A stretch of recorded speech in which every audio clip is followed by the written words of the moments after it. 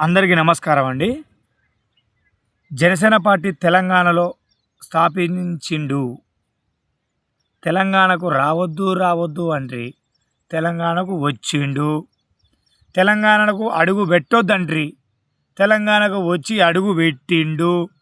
నిన్న నిరంజన్ ఇంటికి వచ్చిండు, అడుగు పెట్టడం నిన్న నిరంజన్ ఇంటికి వచ్చిండు.